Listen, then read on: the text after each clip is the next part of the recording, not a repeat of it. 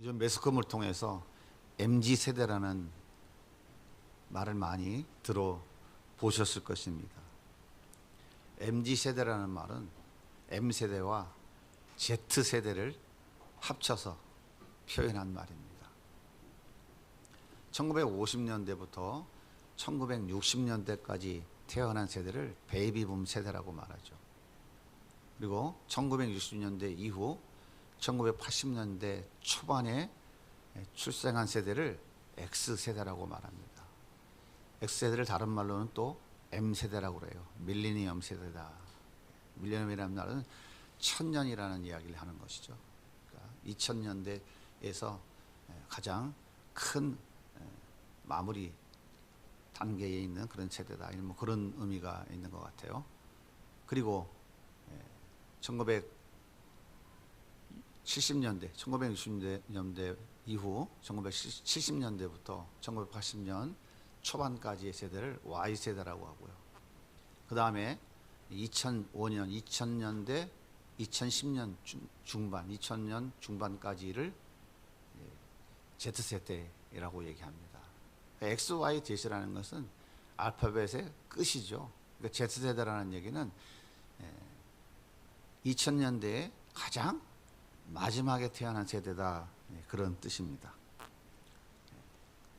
자막에 보시면 베이비붐 세대는 이렇게 1950년대에서 60년대 특징은 뭐냐면 전통과 권위를 중요시해요. 그래서 특히 우리나라는 유교 문화에 많이 익숙해져 있어서 군사부 일체다. 스승의 그림자도 밟지 않는다. 전통과 권위, 명예, 질서를 지키는 것을 굉장히 중시하죠. X세대, 밀레니엄 세대라고 하죠. 그래서 M세대라고도 표현합니다. 1960년대 후반, 베이비붐 세대가 지난 거죠. 막 1970년대부터 80년대 초반까지의 세대를 출생 연대를 말하죠. 정보통신 기술에 익숙해요. 이때는 컴퓨터가 아주 활발하게 보급되어지기 시작한 시대죠. 그러면서 점차 전통과 권위보다는 개인주의가 익숙해져가는 시대로 접어들었어요. 그 다음 세대는 Y세대라고 합니다. 80년대 초반부터 90년대 중반까지, 그리고 90년대 중반 이후로부터 2010년대 초반까지. 태어나니까 SNS가 있었어요. 모바일이 있었어요. 컴퓨터가 있었어요. 태어난 이후에 알은 것이 아니라 태어나니까 모든 환경이 이런 환경 속에 태어난 거예요.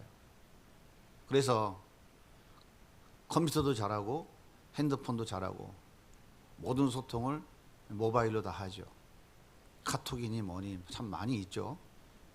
그래서 이 세대는 권위보다는, 전통보다는 개인의 경험과 개인의 신념을 아주 중요시 여깁니다. 다시 말하자면 자기가 원하는 대로 사는 것, 자기 개인주의가 극대화되어져 있는 그런 시대예요. 그래서 선생님의 권위는 다 인정하지 않습니다. 내가 원하면 되는 거예요. 내가 좋으면 되는 겁니다. 전통도 좋아하지 않아요. 내가 이득이 되고 내가 원하면 그런 전통과 문화도 다 아무 상관이 없어요. 이런 시대를 Z시대라고 이야기하는 것이죠. X시대에 속한 사람은 우리 교회에 누가 있을까요? 박용기 전도사님이, 박용기 형제가 마지막 턱걸이가 될 것 같고요. Y시대는 우리 김동희 집사부터 시작해가지고 신지은, 신민정, 최정윤 이렇게 쭉 이어질 것 같고요. Z세대는 누굽니까? 동현이, 병선이, 그래서 가은이. 제가 제자훈련을 해보니까 20년대 X세대의 제자훈련을 할 때와 지금 Z세대의 제자훈련은 너무 달라요. 달라도 너무 다르요. 진이 쪽쪽 빠질 정도로. 성경도 전부 극단적 자기 주관주의로 성경도 보고요. 전부 개인주의적 관점에서 설교를 듣고 신앙생활도 전부 자기를 위주로 하는 신앙생활이지, 참 놀랬습니다. 한 주간 동안 제자의 삶을 살고 돌아와서 한 주간 후에 다시 만나서 그들에게 또 말씀을 가르치고 예수님을 따라가는 삶은 이런 사람이라는 것을 가르치려면은 기본적으로 2시간 동안 다시 처음부터 반복을 해야 돼요. 최소한 2시간 동안. 왜 그러냐면 얼굴을 보면 알거든요. 얼굴이 다 죽상이 돼서 오는 거예요. 신앙일기의 첫 번째 첫 마디는 오늘도 또 실패했다. 전부 이런 거예요. 나는 안 된다, 못한다. 나는 왜 이럴까? 뭐 우울증이 심하다, 뭐 대인기피증이 있다.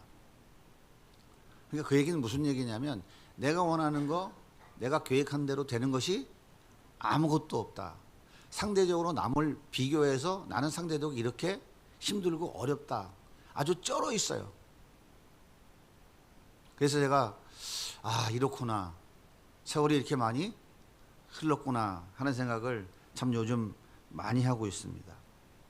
그래서 MZ세대를 다른 말로 욜로족이라고들 표현해요. 욜로족. 아십니까? 무슨 얘기인지? 베이비붐 세대에 태어나신 소위 우리 MZ세대들이 얘기하는 꼰대님들, 라떼님들, 좀 아세요? 오늘 좀 잘 들으시고. 나 때에는 말이야 절대 얘기하시면 안 돼요. 그러면 MZ세대에 있는 우리 가은이나 우리 동현이 같은 이런 시대의 청년들이 뭐라 하는지 아세요? 돌아서서 아휴 또 라떼야? 맨날 라떼만 쳐드시네. 죄송합니다. 속으로 말은 안 해도.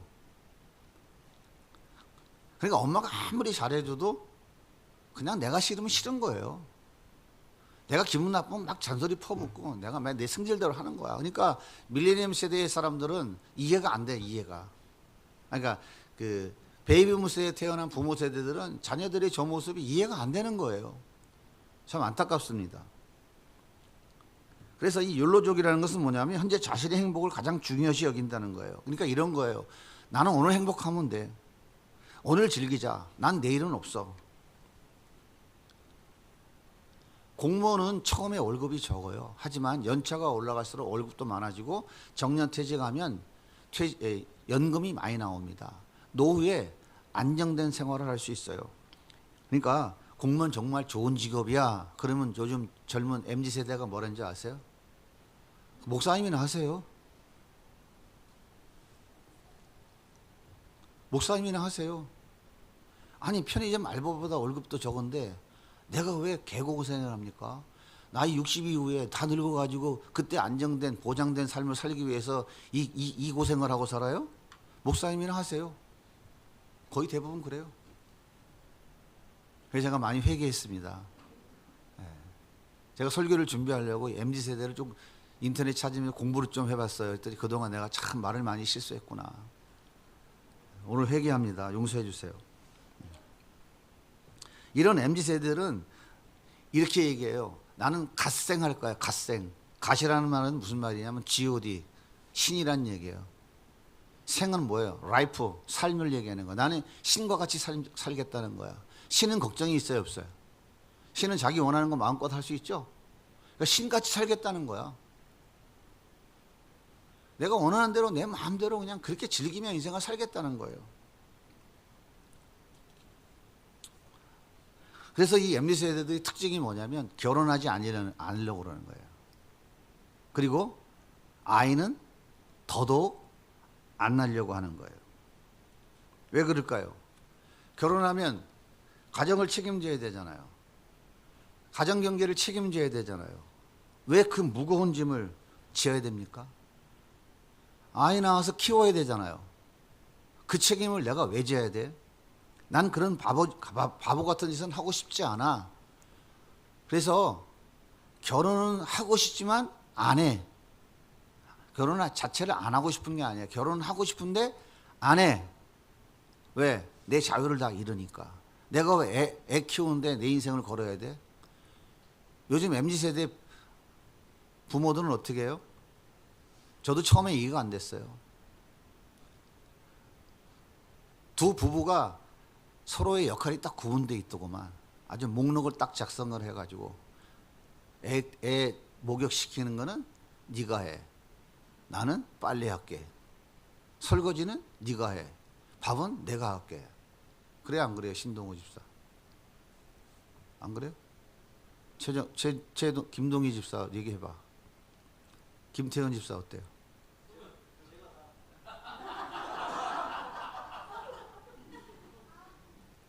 제가 처음엔 이해가 안 갔는데요. 이게 요즘 시대의 MZ세대들의 삶의 모습이더라고요. 그래서 제가 이제 시간이 가면서 이해하게 됐어요.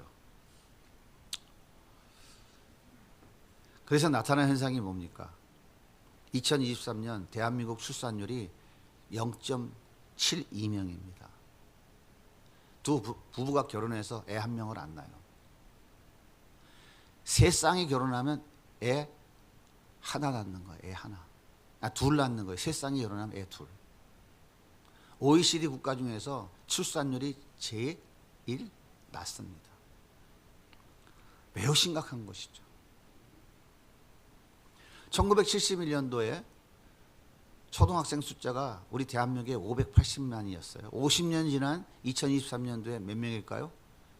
260만입니다. 55%가 줄어들었어요. 앞으로 이대로 50년이 지나가면 현재 5,100만 대한민국 국민의 숫자가 3,600만 명으로 줄어듭니다. 그 중에 35.9%가 65세 이상의 노인이에요. 그동안 출산 정책으로 쏟아부은 돈이 280조가 넘습니다. 그런데 아무런 효과가 없어요. 대한민국은 지금 심각한 위기입니다. 왜 그럴까요? 이유는 한 가지예요. 짊어져야 될 책임이 너무 무겁기 때문입니다. 이해는 돼요, 저도. 아이 하나 낳아서 경쟁력 있게 키우려면 대학 졸업 때까지 최소 4억 이상이 들어간다고 그러잖아요.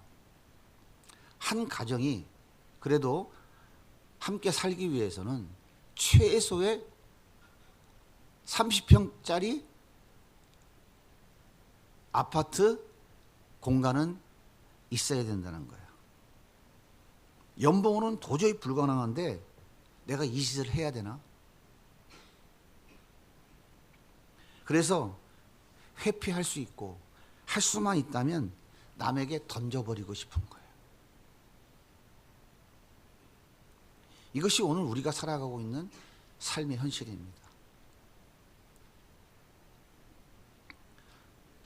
오늘 성경에 보면 금단의 열매를 따먹은 아담과 하와가 눈이 밝아져서 자신의 벗은 모습을 보고 깜짝 놀랐어요. 방금 전까지는 몰랐어. 근데 이게 웬일이지? 벗은 것이 너무 부끄러운 거야. 창피한 거야. 두려운 거야. 그래서 무화과 나무 잎을 엮어서 얼른 가렸어요. 이때 하나님께서 이렇게 말씀하세요. 너 내가 먹지 말라고 하는 거 그거 먹었지? 그랬더니 아담이 뭐라 그래요? 하나님이 주신 여자가 먹으라고 해서 제가 먹었습니다. 이렇게 얘기해요. 창세기 3장 12절에 이렇게 말씀하십니다. 하나님이 이르되 하나님이 주셔서 나와 함께 있게 하신 여자. 누가 주셨어요? 하나님이 주셔서 나와 함께 있게 하신 여자. 그 여자가 그 나무 열매를 내게 줌으로 내가 먹었나이다. 이게 무슨 얘기입니까? 이게 무슨 얘기하는 거예요? 하나님, 내가 혼자 있는 것이 외로워 보여서 마음에 안 들었다면요. 그래서 저 여자 만들어줬잖아요.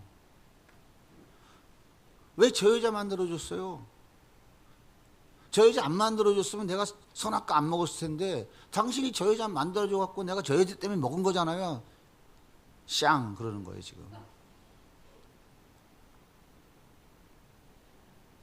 그러니까 무슨 얘기예요? 당신이 책임져 그러는 거예요. 이렇게 자기 책임을 지금 누구에게 전가하고 있는 거예요? 하나님께 지금 책임을 던져버리고 자기 책임을 회피하는 거예요, 아담이 지금. 그러자 하나님께서 이번엔 여자에게 물어봤어요. 너 어찌해서 이렇게 됐냐? 그랬더니 하와가 뭐라 그래요? 13절에 보니까 여자가 이르되 뱀이 나를 깨물어 내가 먹었나이다. 하와는 또 뱀에게 자기 책임을 회피해요.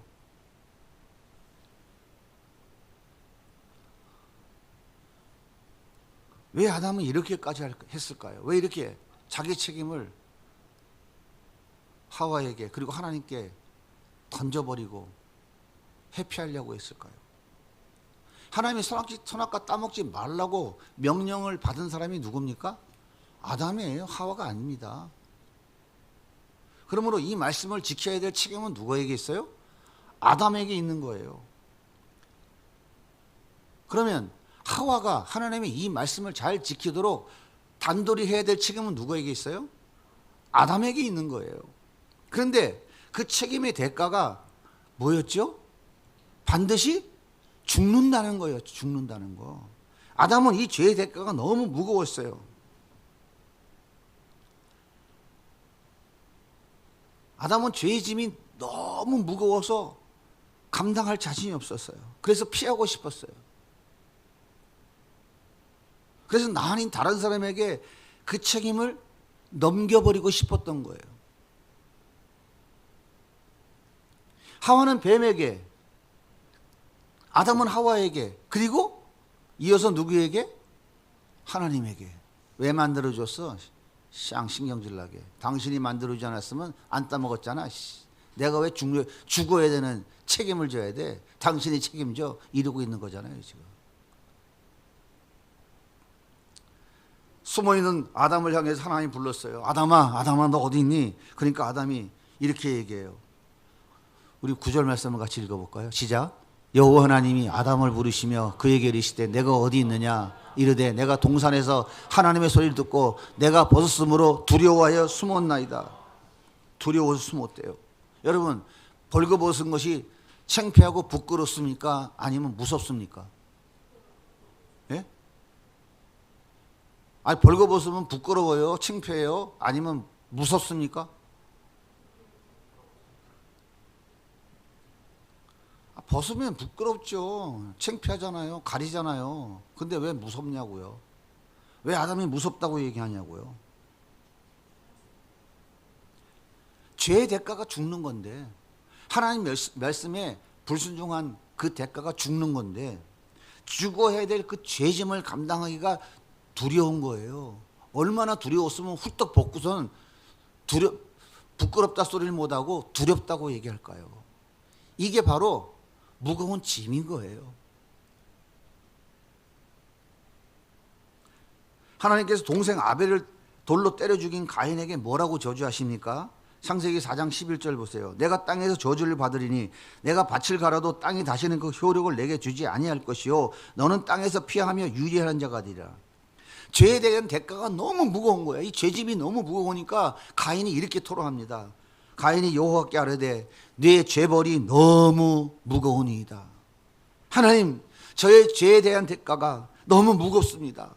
감당하려니까 너무 두려워요. 하나님, 감당할 수 없어요. 어떻게 하면 좋아요? 무슨 말입니까? 살려달라고 하는 거 아니에요? 살려달라고. 죄짐이 너무 무거우니까 나를 좀 불쌍히 여겨달라고 지금 가인이 하나님 앞에 꼿꼿하셔서 지금 통곡을 하고 있는 거잖아요.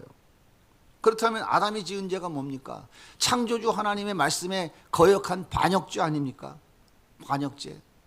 조선시대에 왕의 명령을 거역하면 3족을 멸했어요.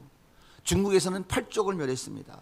그러니까 인간 왕의 명령을 거역하면 가문이 완전히 다 멸망하는 거예요. 감히 만왕의 왕이신 하나님의 말씀에 거역한 이 반역죄의 대가가 뭡니까 도대체?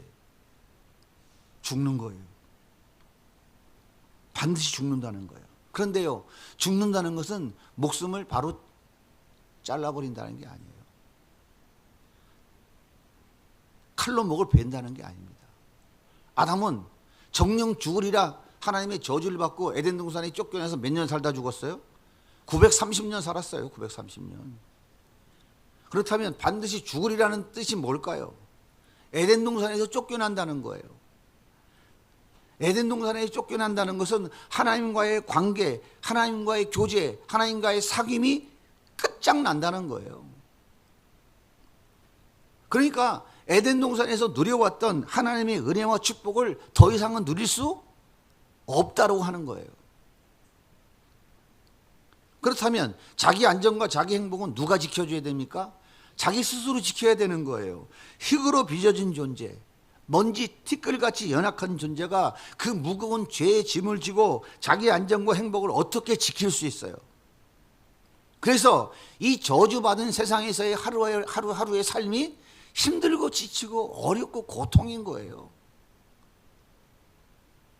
땅도 저주를 받아서 돌아서면 잡초가 무성하잖아요. 상추 몇 포기 심어놨는데 돌아서면 잡초가 또 잔뜩 올라왔더라고요. 힘들게 뽑아야 돼요. 자연도 저주를 받아서 지진과 가뭄과 홍수와 해일과 자연재해가 끊임없이 일어나요. 나도 나를 믿지 못해요. 남도 나를 믿지 못합니다. 아무도 아무것도 믿을 수도 없고요. 내 마음과 내 생각을 나눌 수 있는 대상도 이 세상에 단 한 사람도 없어요. 인생 전체가 쑥대밭이 되어버렸고 자자손손대대로 그 무거운 죄의 짐을 지고 허덕허덕하면서 소망도 없이 미래도 없는 고통 속에 살아가야 되는 거예요. 이게 바로 죄가 우리에게 주는 무거운 짐인 거예요. 이 무거운 짐을 지고 나 홀로 지고 견디다 못해 쓰러지는 게 이게 인생이에요. 그래서 이 무거운 짐을 좀 벗어보려고 항상 이 죄인들이 외치는 게 뭐냐면 나 때문이 아니야, 너 때문이야. 내가 그런 거야. 난 그렇게 하지 않았어. 이 몸부림이 끊임없이 일어나고 있는 거예요. 얼마 전에 요 앞에서 추돌사고를 제가 본 적이 있었어요. 여자분이 차에서 딱 내려오더니 대뜸 하는 게 뭐냐면 삿대질하면서 야, 너 눈이 삐었어? 차로 어떻게 오는 것도 안 봐요? 막 겁없이 그 여자분이 소리를 지르더라고요. 그랬더니 피해 입은 그 젊은 사람이 막 내려오더니 아주머니가 잘못했잖아요. 아주 공손하게 겸손하게 예의 바르게 이야기하더라고요. 차가 이미 직진하고 들어갔는데 아주머니가 보지 못하고 툭 튀어나오셨잖아요. 그랬더니 뭐라 그런지 아세요? 뭐라고? 나이도 어린 것이 건방지 어디다 대고 반말을 해. 반말을 안 했는데 그냥 억탱이 소리를 하는 거예요. 악을 써요. 왜? 자기가 잘못했는데 큰 소리 칩니까?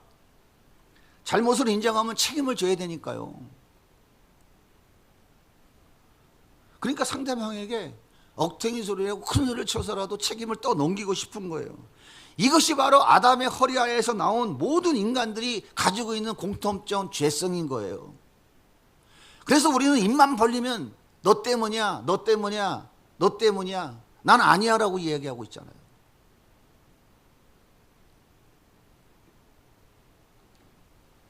오늘 본문에 보면 하나님께서 아담과 하와에게 이렇게 말씀하십니다. 하나님을 향하여 삿대질을 하면서 당신이 저 여자 만들어서 먹었어. 내가 뭘 잘못했어. 당신이 책임져. 이 말도 안 되는 헛소리하고 있는 아담에게 하나님이 이렇게 말씀하세요. 오늘 15절 말씀을 보십시오. 여자의 후손은 내 머리를 상하게 할 것이요 너는 그의 발꿈치를 상하게 할 것이니라. 내가 여자의 후손을 통해서 너를 구원해 줄게. 너의 그 무거운 죄짐을 다 해결해 줄게. 하나님이 그렇게 약속하신 거예요.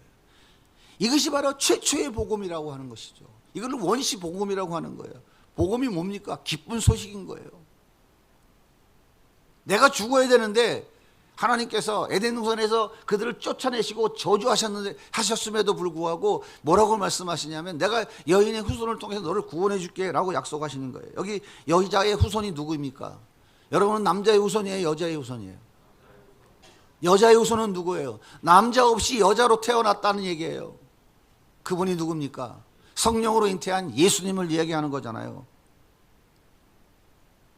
내 머리는 누구입니까? 여기서 내 머리는 사단을 얘기하는 거예요. 사단의 머리를. 머리가 상하면 어떻게 했습니까?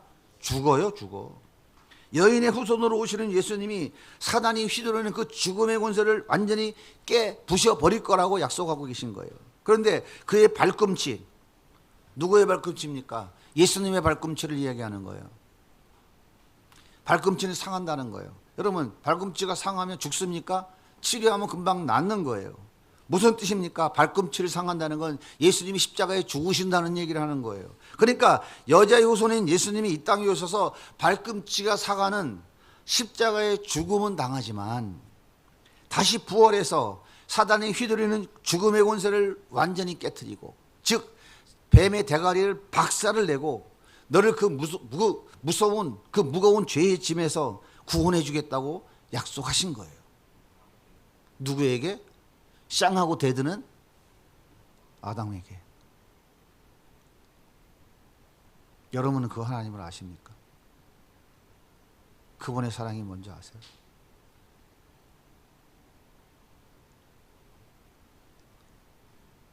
하나님은 그 예수님을 약속대로 2000년 전에 이 땅에 보내셨어요. 약속대로. 그래서 예수님이 이렇게 말치십니다. 수고하고 무거운 짐진 자들아 다 내게로 오라. 내가 너희를 쉬게 하리라. 예수님이 이 땅에 오신 것은 우리가 짊어지고 가야 할 그 무거운 죄의 짐을 대신 져 주시기 위해서 오신 거예요. 그래서 예수님이 오신 거예요. 바리새인들은 하나님 말씀 위에 장로의 유전까지 전통까지 더 얹어가지고 잘 지켜보겠다고 애쓰고 노력한 사람입니다. 그래서 1년에 한 번 대속죄일에 한 번 금식하면 되는데 뭐라고 얘기해요? 여기다가 더 첨가해서 나는 일주일에 2번 금식합니다 자랑했어요. 하나님이 10의 1조 드리고요, 매 3년이 될 때마다 10의 1조를 한 번 더 드리라고 했어요. 그거는 구제의 헌금이에요. 근데 바리새인들은 거기다 더 얹어서 나는 10의 2조를 드린다고 자랑했어요.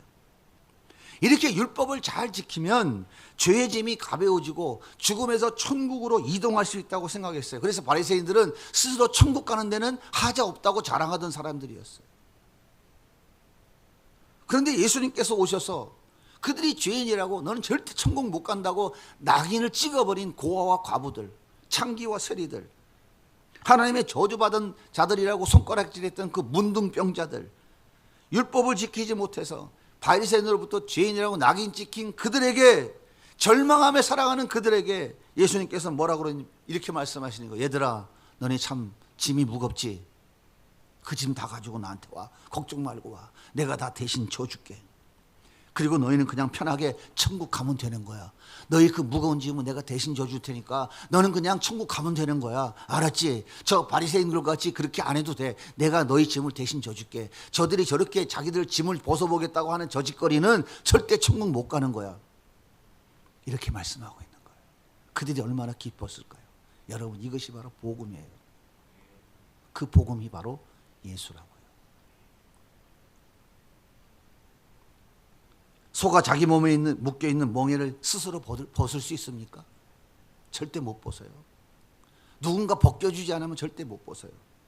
마찬가지입니다. 죄인들 역시 자기 스스로 자기 지은 죄의 멍에를 벗어내지 못해요. 누군가가 대신 벗겨주셔야만 그 멍에를 벗을 수 있어요. 아무리 착하고 선하고 윤리 도덕적으로 깨끗하다고 해서 불가능합니다. 되지 않아요. 그래서 예수님께서 우리의 죄의 짐을 대신 지시고 십자가에 죽으신 거예요. 나의 무거운 죄의 짐을 벗겨주시고 십자가 보혈의 피로 씻은 옷, 그 세마포 옷, 피로 씻은 그 의의 옷을 우리에게 입혀주신 거예요. 그래서 예수님께 나의 무거운 짐을 다 맡겨버린 사람들에게 더 이상은 책임이 없습니다. 더 이상 사단은 역사하지 못해요.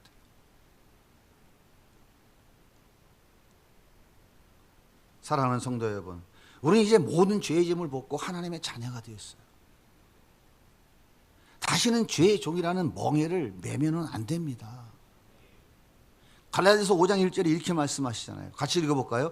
그리스도께서 우리를 자유롭게 하려고 자유를 주셨으니 그러므로 굳건하게 서서 다시는 종의 멍에를 매지 말라. 나는 종의 멍에를 벗었다. 나는 죄의 짐을 벗었다. 나는 이제 그래서 하나님의 자녀가 됐다. 나는 이제 하나님 자녀답게 죄와 싸워 이긴다. 저를 한번 따라서 같이 한번 큰 소리로 외쳐보십시다. 나는 죄의 종의 멍에를 벗었습니다. 나는 죄의 짐을 다 벗었습니다. 나는 이제 하나님의 거룩한 자녀가 되었습니다.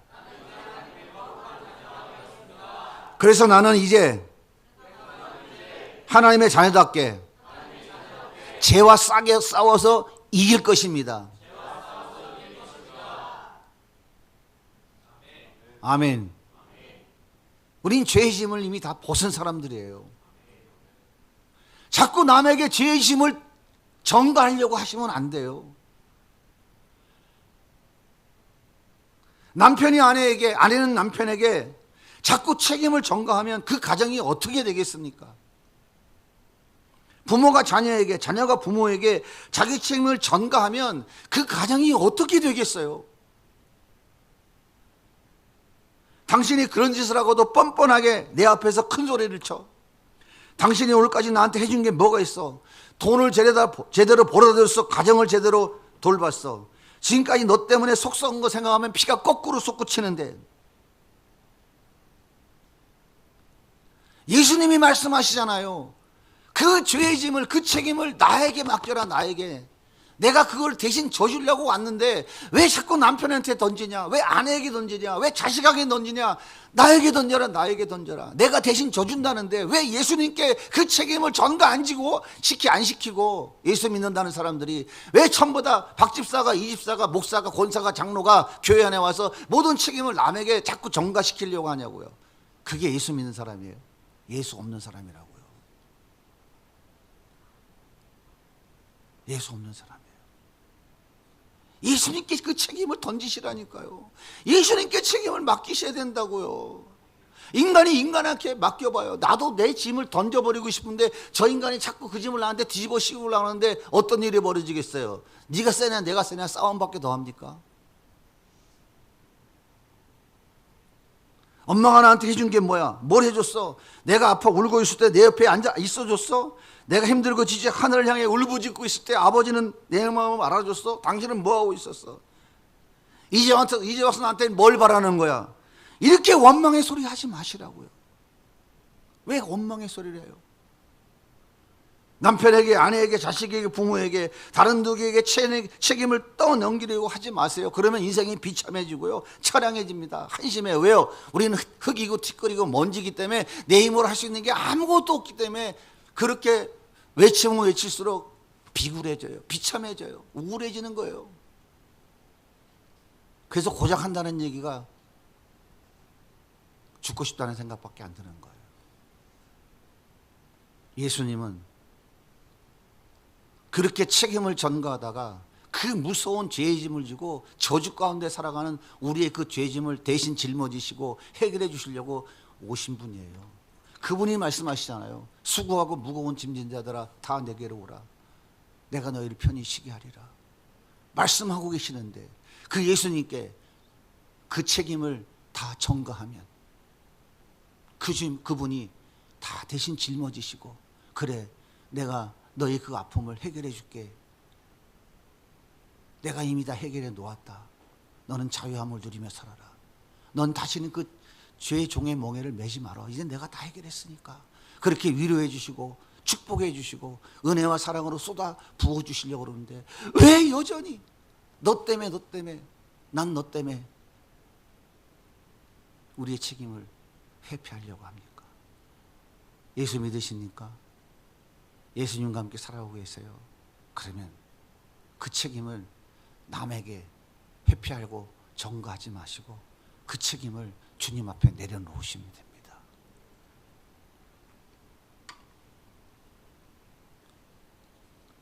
그렇게 모든 것이 내 책임이라고 인정하고 예수님께 그 무거운 짐을 내려놓은 자들은 이렇게 외칩니다. 내 탓입니다. 내 책임입니다. 모든 것은 나로부터 시작되었습니다. 나를 불쌍히 여겨 주세요. 나를 용서해 주세요. 남편이 아내에게, 아내가 남편에게, 자녀가 부모에게, 부모가 자녀에게, 교회가 교회에게 서로 이렇게 자기가 짐을 지겠다고 하면 우리 주님이 얼마나 기뻐하실까요? 그래, 내가 너희 짐을 이미 다 짊어지고 해결해 줬잖아. 그래, 너희들이 내 마음을 아는구나. 고맙다. 얼마나 우리 주님이 기뻐하실까요? 그래서 갈라디아서 6장 2절에 우리 주님이 이렇게 말씀하고 계시는 거예요. 같이 한번 읽어볼까요? 너희가 짐을 서로 지라. 자막이 없는가 보네요. 제가 읽을게요. 너희가 짐을 서로 지라. 그리하여 그리스도의 법을 성취하라. 그리스도의 법이 뭡니까? 그것이 바로 하나님의 사랑이에요. 하나님을 사랑하십니까? 원수를 사랑하십니까? 하나님의 사랑과 하나님을 사랑하는 그 사랑에 남은 찌꺼기 갖고 형제를 사랑합니까? 그 형제를 사랑한 나머지 찌꺼기 가지고 이웃을 사랑합니까?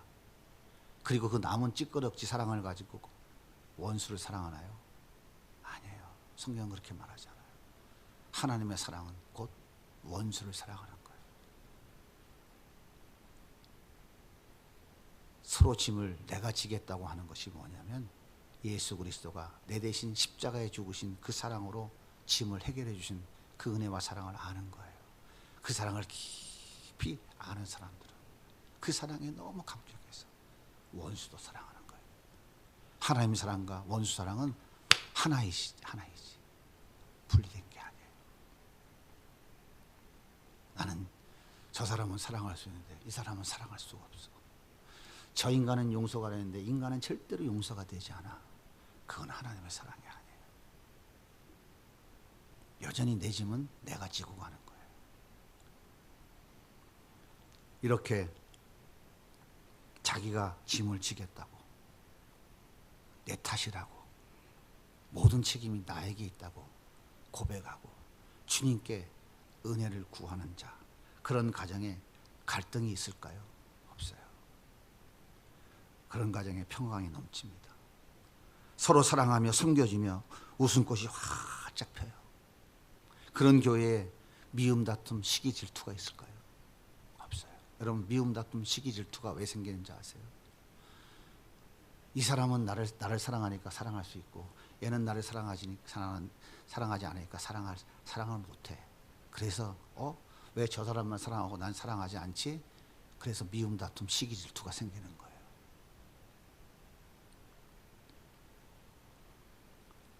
이렇게 모든 책임이 나에게 있습니다. 내 탓입니다. 모든 것은 나로부터 시작되었습니다. 책임이 나에게 있습니다. 그 책임이 지금은 제가 지겠습니다. 그렇게 주님 앞에 엎드리는 자들, 그런 가정에, 그런 교회에 사단은 절대로 틈타지 못합니다. 그 사단들은 공격하러 왔다, 한 길로 왔다, 7길로 도망가는 거예요. 그런 역사가 일어납니다. 하나님이 주신 은혜와 복이 자자손손 대대로 이어지는 놀라운 복도 하나님은 덤으로 주신다고 약속하셨어요. 마지막으로 하나님 말씀을 한 구절 우리가 읽고 마치도록 하겠습니다. 출애굽기 34장 7절입니다. 같이 읽습니다. 인자를 천대까지 베풀며 악과 과실과 죄를 용서하리라. 그러나 벌을 면하지는 아니하고 아버지 악형을 자손 3, 4대까지 보응하리라. 이것이 하나님의 말씀입니다. 5월은 가정의 달이라고 하죠. 가정의 달은 5월달만 가정의 달입니까? 전 이건 잘못됐다고 생각해요. 잘못됐다고 생각해요. 가정이 행복하지 않으면요, 절대로 신앙생활은 행복하지 않습니다. 가정이 행복하지 않으면요, 절대로 내 삶에 행복이 없어요. 아무것도 되는 게 없습니다. 그래서 하나님은 가장 최초의 기관으로 가정을 세우신 거예요. 그리고 가정을 복되게 하신 거예요.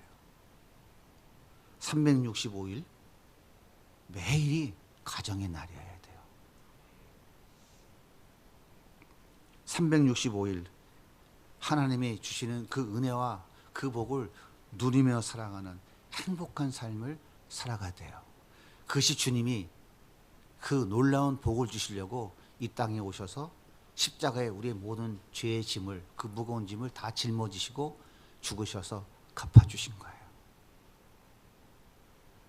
이 복을 우리 모든 성도님들 가정에서, 그리고 여러분의 개인의 삶에서 우리 공동체가 마음껏 누리며 살아야 되지 않겠습니까?